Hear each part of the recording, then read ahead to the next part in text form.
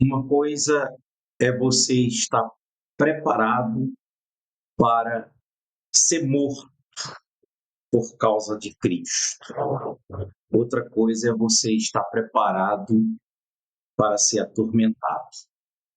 Porque, de repente, você é uma pessoa tão fiel a Deus, é uma pessoa que tem o conhecimento de como vai ser a vida vindoura, você tem conhecimento da ressurreição, você tem conhecimento do galardão, você tem conhecimento da vida eterna. Então, pelo fato de você ter conhecimento de tudo isso, então você sabe que vale a pena morrer por causa do Evangelho, como aconteceu com a igreja primitiva. Você tem todas essas informações, esse entendimento, essa fé, que tudo vem de uma fé. Só que uma fé, ela não é assim no estalar de um dedo. A fé, ela vem do conhecimento. A fé ela vem da sabedoria, ela vem do conhecimento, do temor do Senhor. Na verdade, essa fé é uma força espiritual. E se você for se aprofundar sobre essa força espiritual, a fonte dela, a origem dela, é a sabedoria. A fonte, a origem da sabedoria é o entendimento. A origem do entendimento é o conhecimento. Uma coisa traz a outra, uma não vive sem a outra, uma não exige, não existe sem a outra. A fonte do conhecimento, que tudo começa com o conhecer, o Senhor diz: o meu povo sofre por falta de conhecimento. Fonte aonde gera o conhecimento é um coração quebrantado, porque o coração quebrantado vai fazer com que a pessoa venha sentir fome de conhecimento, sede, vai fazer com que a pessoa venha passar por cima de qualquer obstáculo, de qualquer dificuldade, vai fazer gestão do seu tempo, ela vai dar um jeito, mas ela vai buscar o conhecimento. Tendo conhecimento, tem entendimento. Tendo entendimento, tem sabedoria. Tendo sabedoria, tem o temor do Senhor. Tendo o temor do Senhor, tem a força. Fé. Então vem pelo ouvir. E de repente você é uma pessoa que está preparada para morrer por Cristo, por causa do conhecimento que você já tem, do temor, da força que você já tem. Então você é a pessoa que até tem essa capacidade, essa condição de morrer por Cristo. Mas você tem para ser atormentado?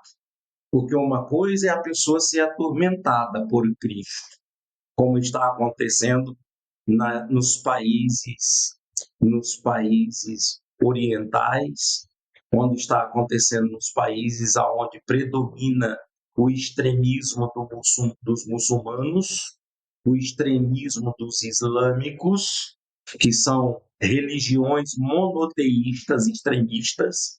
Você tem que entender essas duas palavras que quase não estão falando, os pregadores não estão falando. Por trás dessas duas palavras existe um fundamento, um conhecimento, um entendimento, certo? Por trás dessas duas palavras, religiões monoteístas extremistas, que estão matando cristão, que são as religiões de que nega Jesus como divino, como divindade. Então estão matando os cristãos. Estão matando, estão torturando. E Jesus falou isso em Mateus 24, que iria acontecer. É esse assunto que eu vou trazer para todos vocês. Foi o assunto que eu trouxe ontem à noite. Vocês daqui de Itabirito, você tem a oportunidade de presencialmente participar conosco. Todas as quartas-feiras e todos os domingos que a gente está estudando sobre isso, falando sobre isso. Tá bom? Então, eu vou realizar agora a oração da noite de segunda-feira, e aí depois eu vou soltar aqui a pregação de ontem à noite, porque toda segunda-feira a gente procura fazer isso.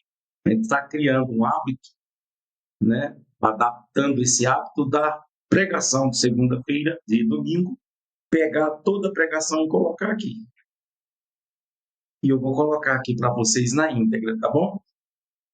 Antes, deixa eu me colocar aqui para vocês essas informações aqui, ó, que você precisa desses meus livros. Se você quiser adquirir um dos meus livros, esse livro aqui é Tempo de Oração e o livro Apocalipse, onde o fim é o começo. Esse vai ser um dos livros mais lidos agora no final dos tempos, que as pessoas vão querer conhecimento e entendimento, né? E aí está aqui no meio o endereço, tá? Vocês são novatos aqui de Itabirito, Rua José Benedito, 375 Santa Efigênia, bairro de Santa Efigênia, cidade de Itabirito, Minas Gerais. Seja um mantenedor desse programa, seja um mantenedor desse ministério, seja um mantenedor, tá bom? Muito bem. Eu vou, então, agora realizar a oração. Quero agradecer a todos vocês, dizimistas. Nós temos os dizimistas presenciais, que são poucos, eu estou com a cerca de 20 pessoas, assim, 25 pessoas que vêm, não fica, vem, depois volta e fica assim, sabe, nesse rodízio, a cerca de 25 pessoas.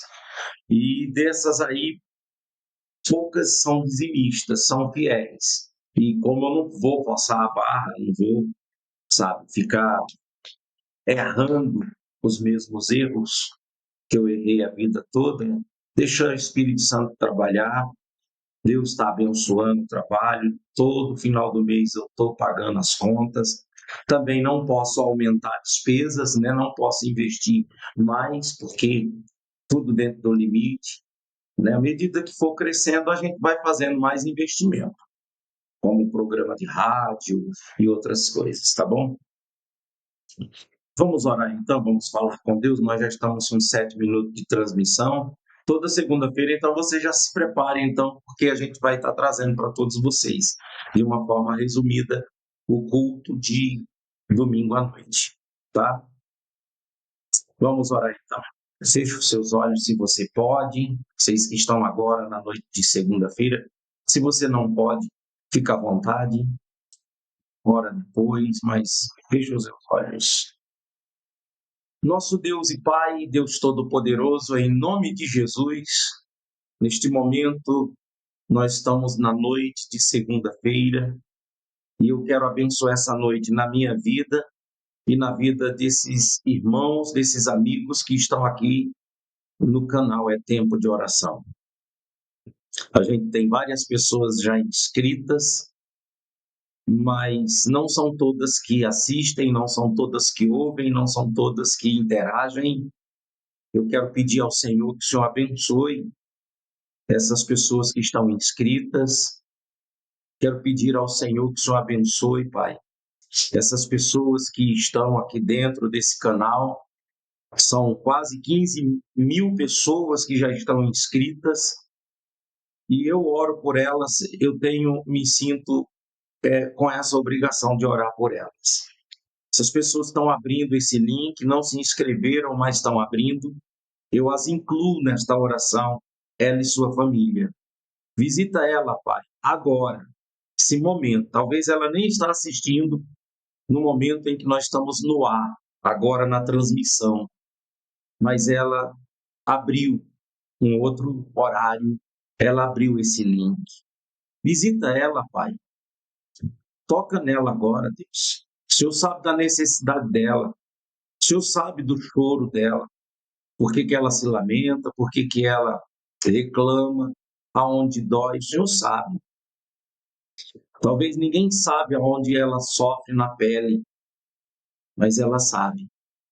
Senhor, em nome de Jesus, Pai, eu quero pedir a sua graça, a sua bênção na vida desta pessoa que participa agora.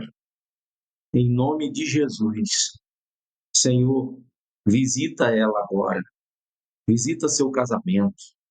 Visita, meu Deus, sua saúde. Toca, meu Pai, na sua vida financeira. a sua família. Senhor, abençoe a família desta pessoa. Tome nas tuas mãos a vida espiritual, que ela venha entender essa abertura que eu fiz, que ela participou até agora, Pai, que ela precisa de conhecimento. E se ela abriu esse link, é porque o coração dela está quebrantado, o coração dela está faminto, a alma dela está com sede. Então, Senhor, em nome de Jesus, abençoe para a honra e glória e louvor do teu nome. É o que eu te peço, ó Pai. Abençoa todas essas pessoas que estão aqui comigo nesta oração. Agora, nós vamos trazer Mateus 24 para essas pessoas. Pai, à medida de que eu começar a falar aqui, que essas pessoas se envolvam, que elas entendam e aprendam e recebam força, fé, em nome de Jesus. Amém. Amém. Glória a Deus. Amém? Escreve aí, amém. Você que orou comigo, independente de sua religião, escreve aí, amém. Dá para você escrever nos comentários. Dá para você escrever aí agora. Escreve. Você quer escrever algo a mais? Você quer escrever tipo assim, ó. Eu não vou negar Jesus. Quer escrever? Então, escreva. Ou então, à medida que você estiver ouvindo a pregação, vai escrevendo nos comentários o que você está entendendo. Tá bom? Que Deus abençoe vocês. Deixa eu desligar meu microfone aqui e ligar o outro. Vou desligar o microfone, tá? Fiquem todos com Deus. Quando terminar a pregação, encerrou aqui também a programação. Tá bom? É isso aí. Hoje é segunda-feira. O próximo culto que nós temos aqui no Ministério Tempo de Oração em Itabirito é na rua José Benedito 375, ao lado do restaurante Paraqui, às 19 horas, quarta-feira. Tá? Então vamos lá. Vou soltar.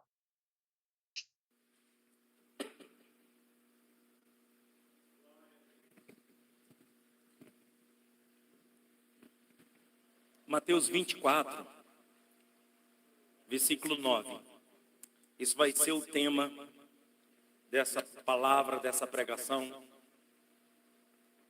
Se vocês quiserem Bíblia, vocês tiverem Bíblia em casa, pessoal, quiserem doar Bíblia, então vocês podem doar para a gente.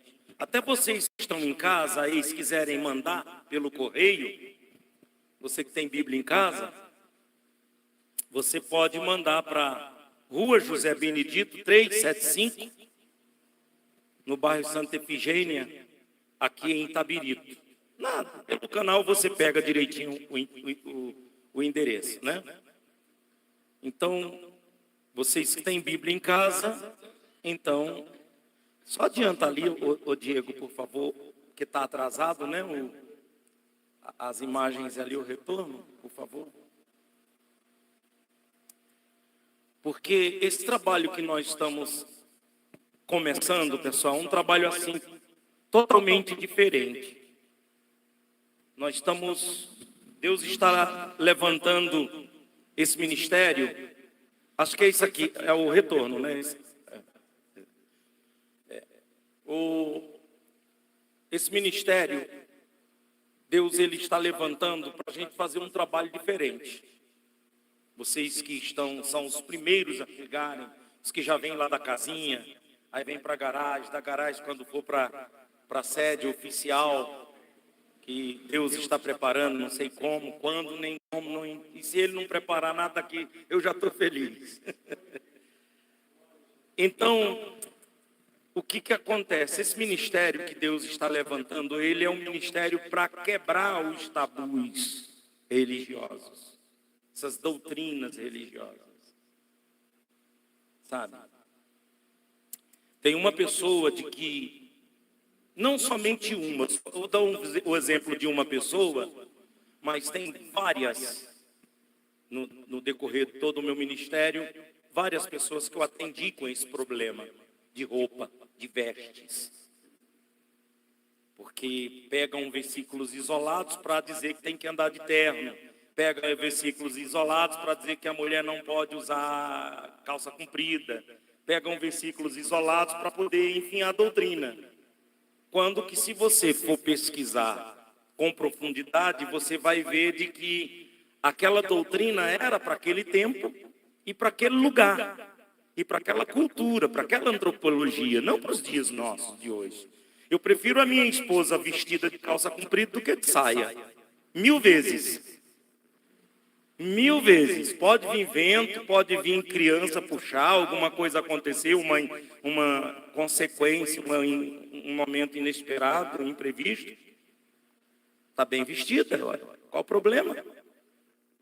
O problema vai ser ela querer vestir calça de homem e andar igual homem, cortar cabelinho de homem, um benezinho, andar igual homem, pegar igual homem, se sentir igual. Aí vai ser um problema, aí é o excesso. Aí é exagero, né? Aí essa nova geração que está chegando aí de que falta do conhecimento da palavra de Deus. E nós temos que quebrar esse tabu porque essa pessoa, isso foi em São Paulo. Eu fiquei muito tempo em São Paulo. Essa pessoa pegou essa doutrina de denominações, de igrejas, de mulher, e o marido dela falava com ela. E dizia, ele falou comigo também, pastor, eu gostaria tanto que minha esposa usasse uma roupa assim, mais atual, que era aquelas roupas, aquelas saias, aqueles saiões, ela não arrumava o cabelo, assim, arrumava, lavava, mas aí, por causa das doutrinas, que as denominações, não igreja, que a igreja do Senhor ela é pura. Então não é a igreja fulano, nem a igreja beltrano, nem a igreja A ou B ou C. Não.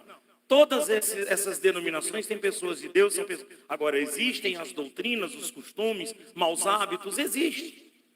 E essa era uma que vinha de que a mulher não vou usar calça comprida, porque está escrito no livro tal, e blá, blá, blá, e era uma coisa lá para o tempo de Moisés, lá para trás, antes de Cristo, 1350 anos antes de Cristo. Mas aos poucos, a gente foi sem forçar, porque crença, você não pode forçar na vida da pessoa. Ela não crê, ora. Ela não quer. Ela não quer entender. Então eu não vou forçar a barra. Ninguém pode forçar, ninguém crê em nada. Se eu quiser abandonar tudo aqui, que quiser ser um pai de santo, eu vou ser, ora. Ninguém pode me impedir, nem Deus. Nem Deus. E aí a gente está trazendo esse evangelho puro, sem doutrinas. Porque se a pessoa disser assim, eu não vou usar calça comprida, amém, fica à vontade. Eu vou usar, amém, fica à vontade. Eu estou trazendo muito baseado em Romanos capítulo 14, quando diz, cada um tem a sua fé definida. Uns creem que pode comer carne, outros creem que não pode comer, outros só comem legumes, cada um tem sua fé. Uns creem que o dia de sábado é o dia do Senhor, outros creem que todo dia é dia do Senhor. Vai na tua fé. Eu vou explicar a Bíblia e trazer a hermenêutica, a homilética e trazer a exegese do jeito que ela está aqui. Agora, essa semana eu fiz uma pesquisa que eu queria até chamar a atenção de vocês aqui e de vocês que estão em casa. Essas duas palavras parecidas, exegese e exegese. E eu vi essa palavra justamente quando uma pessoa, uma moça, uma mulher feminista, defendendo o evangelho, e ela falava justamente sobre isso, sobre a exegese. Eu digo, não, essa palavra não é exegese, essa palavra é exegese, E-X-E-G-E-S-E, exegese. Aí eu fui pesquisar e fui ver a diferença entre exegese e exegese. Exegese realmente é a interpretação, conforme você vai para o original do cânon da Bíblia Sagrada, das inspirações. Já exegese é a própria interpretação da pessoa. Quando a pessoa ela pega um versículo e ela manipula, ela deturpa, ela faz o que ela quiser. Esse é o exegese. E tem muita gente que está confundindo o exegese com exegese. A gente tem que ter a exegese, que é o evangelho puro, sem mistura, sem doutrina. É o que está escrito, ora. Como que alguém pode dizer, ou pode interpretar isso aqui que nós vamos ler? Interpretar de outra forma? Não tem como. Pega aí, Mateus 24, acompanha comigo. Olha como que diz assim, ó. Eu não vou ler tudo não, pessoal, porque o que eu vou falar para vocês é uma mensagem, não é um estudo. Então diz assim, ó. E quando Jesus ia saindo do templo, aproximaram-se dele os seus discípulos para lhe mostrar a estrutura do templo. Então isso aqui, qual é a exegese? O que a gente entende? Qual é a hermenêutica pura aqui? De que os apóstolos, junto com Jesus, estavam saindo do templo. O templo realmente era um templo muito bonito, que foi Herodes que construiu esse templo, tudo que é de pedra, mármore, de pedras bonitas, ele construiu. Por quê? Herodes, ele estava querendo angariar a popularidade do povo, e aí ele estendeu o templo de Salomão. Não é o templo de Salomão do Brás, não. É o templo de Salomão lá de Jerusalém. E aí ele estendeu, mas ficou grande, muito bonito, ao ponto dos apóstolos, viu, Senhor? Olha que templo, olha que isso, olha que aquilo. Os apóstolos ficaram admirados. E olha a resposta de Jesus. Jesus, porém, lhe disse, não vede tudo isso? Vocês estão olhando para tudo isso aí? Vocês estão olhando para isso aí? Em verdade vos digo que não ficará aqui pedra sobre pedra que não seja derribada. Então Jesus está dizendo o quê? Que esse templo vai ser derrubado. Tem como deturpar isso aqui? Tem como manipular isso aqui? Jesus está dizendo de que esse templo vai ser derrubado. E de fato, quando Jesus fala isso, conta-se 37 anos depois. Jesus estava com 33 anos e meio, esse período. 33 anos Jesus estava. Quando foi no ano 70, Jesus já tinha morrido, já tinha ressuscitado, já tinha subido, já estava lá. A igreja já estava em evidência.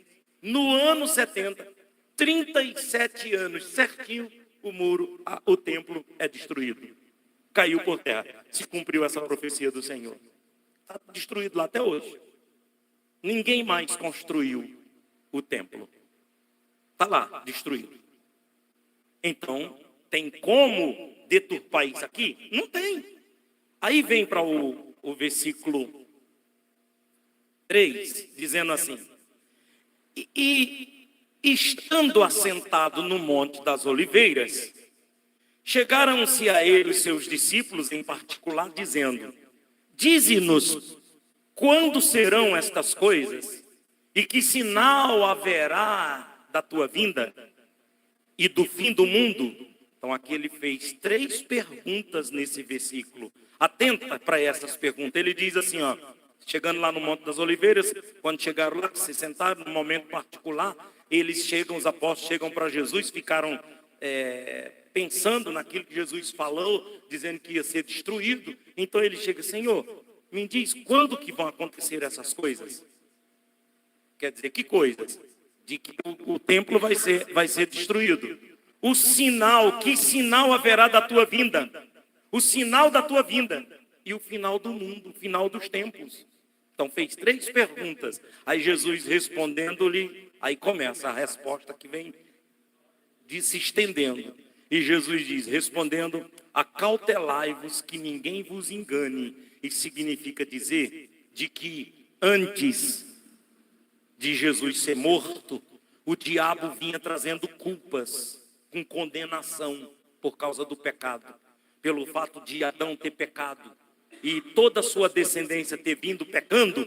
Então o diabo trazia condenação, acusando as pessoas. Só que no momento em que Jesus é morto e que ele ressuscita, ele pagou a conta, não tem mais condenação. Então agora Satanás não tem como mais condenar. Você lembra do caso de Jó? Quando a reunião que teve lá nesse tribunal, e Jó aponta dizendo também, o Senhor tem dado de tudo para ele, toca nele e tira tudo para ver se ele não blasfema na tua cara. E Deus disse, vai lá e tira, e ali Jó provou que era fiel, que é o tipo de cristão que tem que ser hoje, depois da cruz. Porque agora Satanás, ele não vem condenando, ele não vem acusando, ele vem enganando. Por isso que a primeira explicação que o Senhor dá, ele dizendo, tenham cuidado para que ninguém vos engane. Aí ele começa o show aqui, de código, de dicas que ele dá para a gente, quando ele diz, e respondendo diz, acautelai-vos, que ninguém vos engane, porque muitos virão em meu nome, dizendo, eu sou o Cristo, e enganarão a muitos. E ouvireis de guerras e rumores de guerras, olhai e não vos assusteis, porque é necessário que isso tudo aconteça. Mas ainda não é o fim, como realmente não foi o fim. Quantas guerras que aconteceu depois que Jesus falou isso aqui no Monte Sinai, no Monte das Oliveiras? Monte Sinai não, Monte das Oliveiras. Quantas guerras que não teve? Inclusive essa guerra do ano 70 foi a invasão do general Tito, quando ele invade Jerusalém, Israel e destrói tudo. Destruiu tudo.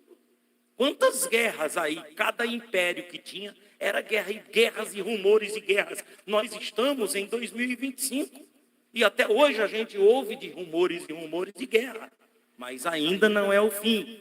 Ele dizendo, no versículo 7 ele diz, porquanto se levantará nação contra nação e reino contra reino, e haverá fomes e pestes e terremotos em vários lugares.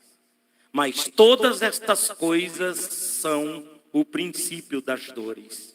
Eu quero que vocês atentem para o 9, eu vou terminar no 9. Está aqui, ó. Então, vos hão de entregar para serdes atormentados, e matar-vos-ão, e sereis odiados de todas as nações por causa do meu nome. Pronto. Eu paro aqui no versículo 9 e chamo a atenção de todos nós, porque eu faço essa pergunta para mim. Eu faço essa pergunta para mim. Então vos hão de entregar para serdes atormentados. Então vos hão de entregar para serdes atormentados. E depois fala matar-vos-ão, mas atormentados. Uma coisa é você ser atormentado, outra coisa é você ser morto. E é no atormentados que eu paro. Porque eu fico perguntando para mim. Hoje mesmo eu fiz essa pergunta para mim.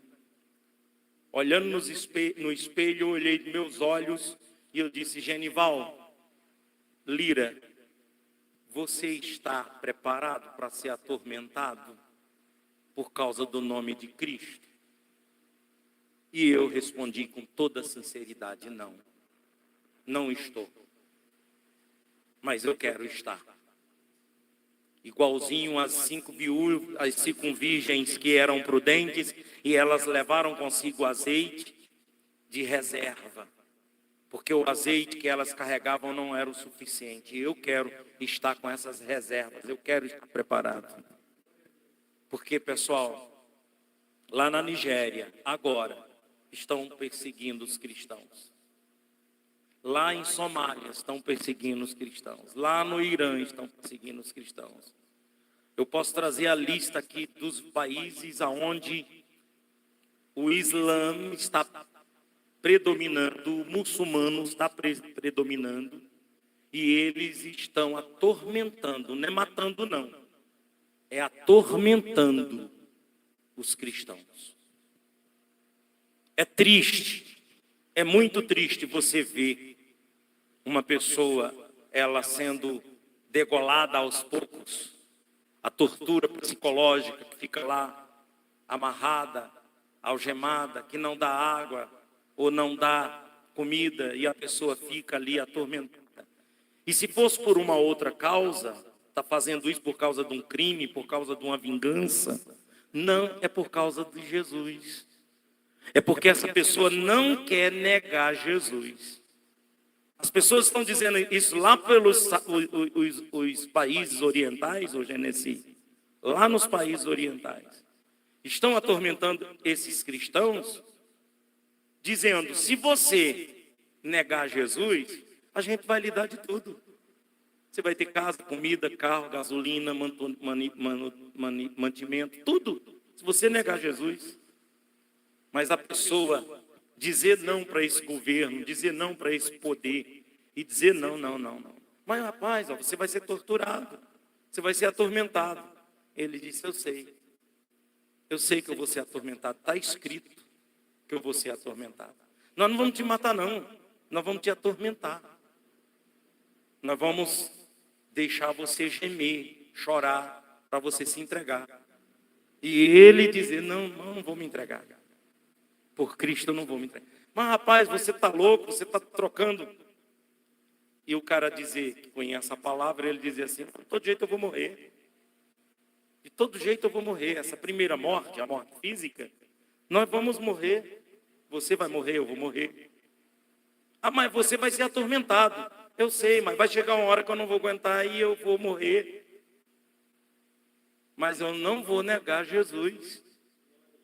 Será que nós estamos, uma pessoa cortar a nossa mão e deixar lá, cortar o pé e ir atormentando, ou então deixar amarrado com arame farpado? Tem uns cristãos que eu vi presos e eles ficam dentro de uma jaula, assim, jaula de madeira, né, que eles fizeram, e eles ficam lá dentro de dia e de noite, não dá nem para se mexer, que está todo amarrado, aquela tortura. Não bate, não corta, não faz nada, mas está ali dentro amarrado, não tem como se levantar, não tem como, entra dia e sai dia, está ali sendo torturado. E isso começou já desde os apóstolos. Os apóstolos, começando pelo apóstolo Tiago, ele, enquanto estava de joelhos orando, veio alguém e ultrapassou com uma flecha de um lado para o outro enquanto ele orava. Estevão, que foi apedrejado, foi apedrejando, jogando pedra, até quando ele não aguentou, e ele orava e ainda dizia, Senhor, perdoa que eles não sabem o que fazem. O próprio Senhor Jesus, quando está sendo crucificado e os soldados matando ele, cortando, furando e o sangue descendo, e Jesus também dizia, Pai, perdoa eles que eles não sabem o que fazem. Então nós temos que saber o que nós estamos fazendo, nós temos que ter entendimento, por isso que a gente não pode perder tempo com esse negócio de campanha buscando vitória para conseguir um emprego. Os incrédulos têm conseguido emprego sem fazer campanha. Os incrédulos têm prosperado sem fazer campanha. Aonde que está a maior parte da riqueza do Brasil? A maior parte da riqueza do Brasil está na mão dos incrédulos, de pessoas que não têm fé em Deus. E aí fica essa teologia da prosperidade, de que eu estou falando dos excessos. Jesus que falou que nós teríamos vida e vida com abundância. E eu quero vida e vida com abundância. E quem não quer vida e vida com abundância? Mas a gente não quer ostentar. A gente não quer trocar nossa alma por dinheiro, por ouro, por prata, pelas coisas dessa vida. Que tem pessoas que já venderam a alma, servindo Deus Mamon. Então, você está preparado para ser atormentado? Para encarar qualquer situação por Cristo Jesus?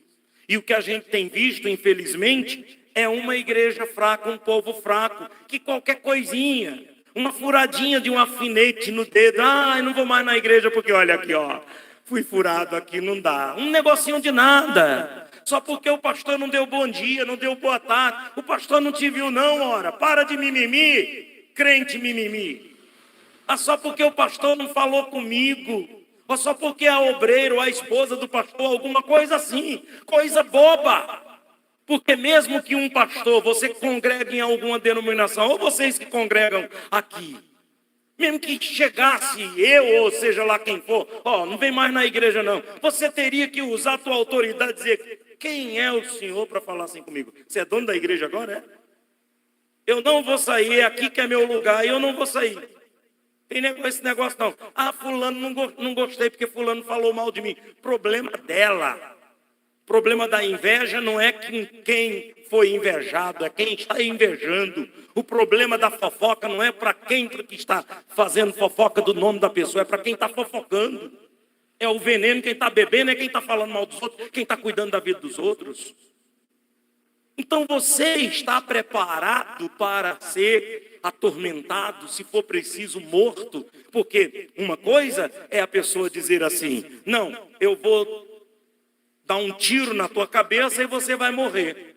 Não, melhor ainda, vamos lá, pá, puf, caí, morri, acabou. Outra coisa é ficar sendo torturado, atormentado por causa de Jesus.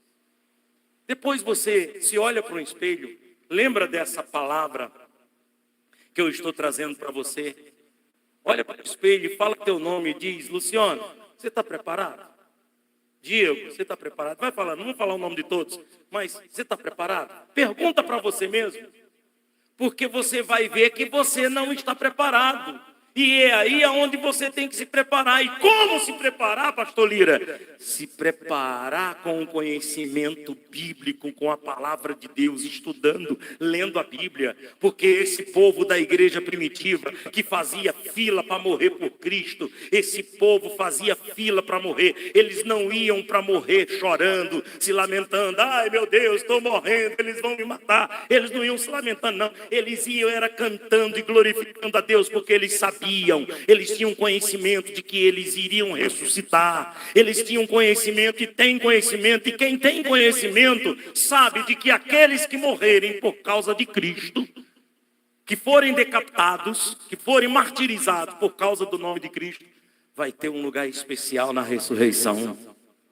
Então é isso que você tem que entender. Então você tem que estar aqui, não é para ser abençoado no casamento, na família, na vida financeira e prosperar nisso ou naquilo, não. Você tem que estar aqui congregando, se firmando, para que você possa estar preparando-se para esse dia, se preparando para a vinda de Cristo. E se Jesus não vier antes e você for torturado, ou morto, ou crucificado, ou o que for, você não venha negar Jesus por nada desse mundo, mas está firme com sua fé, sabendo de que estão matando o corpo, que estão matando a carne, mas você vai ressuscitar. Você vai ressuscitar e você vai ter um lugar especial na eternidade. Diga graças a Deus. Essa é a palavra, pessoal. Não vou estender, porque Mateus 24 é muita coisa. Eu vou até fazer uma série de Mateus 24, colocar no canal, porque isso dá um estudo. Cada código aqui que Jesus, cada versículo desse aqui é um versículo escatológico, quando o Senhor está mostrando as coisas que vão acontecer. E nós temos que estar preparados. Estejam preparados. Quando alguém inventar uma fofoquinha de você, ou o vizinho, ou alguém falar alguma coisa, deixa isso para lá, estenda a mão, Senhor, tenha misericórdia, e toca a tua vida com o teu foco, não desvia o teu foco da tua vida eterna, da tua salvação. Para de mimimi, para de ficar mimizando, sabe? Ai, doeu o que ela falou, machucou, a vizinha está jogando casca de banana no meu quintal. Estende a mão e ora por ela só, deixa jogar. Só vai lá e tira. Esteja em espírito, porque se a gente estiver na carne, realmente a vontade é de chegar lá e puxar o cabelo dela. Mas se a gente estiver no espírito, a gente vai ver que ela é vítima. Vítima de um espírito, de um demônio de desunião, de briga, de intriga, de inimizade. E ela é digna do nosso perdão, do nosso amor. E aí, quando a gente está em espírito e tem esse entendimento e tem esse conteúdo, a gente consegue. Na carne não, mas no espírito a gente consegue. Então que nesta noite o Espírito Santo venha encher o nosso coração. Fique de pé, por favor, em nome de Jesus. Glória a Deus. Nosso Deus e Pai.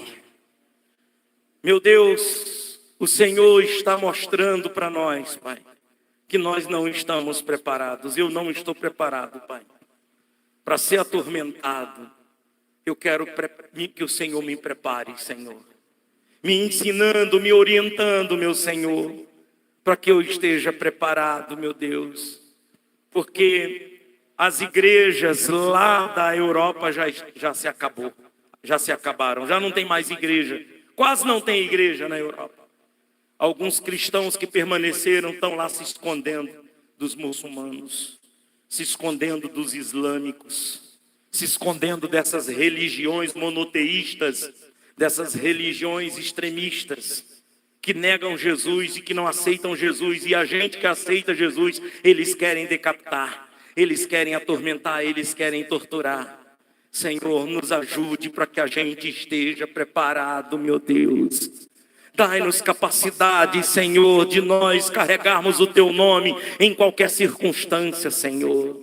Dai-nos, ó Deus, autoridade, dai-nos, ó Deus, capacidade, Senhor, e dai-nos o poder, e dai-nos a Sua graça, e dai-nos a Sua misericórdia, ó Pai, para que a gente possa, meu Deus, suportar qualquer coisa por amor ao Senhor, ó Pai. Ah, Senhor, não é uma questão de ser crente ou não ser crente, não é questão de doutrinas dos homens, não é uma questão de placa de igreja, não é uma questão de partidos denominacionais, cada um com a sua denominação, com a sua saudação, com a sua doutrina, não é questão disso, Senhor.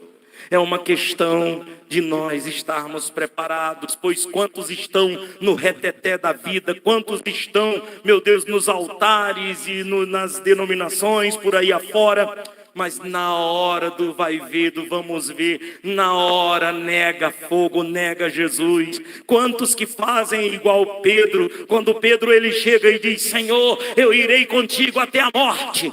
E lá no momento, quando alguém fala, tu és um deles, e ele nega. 3 vezes ele nega. E o Senhor já tinha dito de que o galo não iria cantar enquanto ele não negasse. E ele negou. Senhor, em nome de Jesus, nós não queremos negar. Pedro negou porque ainda não tinha o Espírito Santo. Mas depois que Pedro recebeu o Espírito Santo, ele foi morto, crucificado, e na hora quando estavam crucificando ele dava glórias e cantava, ao ponto de dizer, eu não sou digno de ser morto como o meu Senhor foi, crucificado. E aí eles penduraram Pedro de ponta cabeça, crucificado, e foi assim que Pedro foi morto, Paulo foi decapitado, e cada apóstolo foi morto, Senhor, foi morto, martirizado por causa do Teu nome. A igreja primitiva, aqueles discípulos, aquele povo, aquelas famílias, meu Deus, que eram...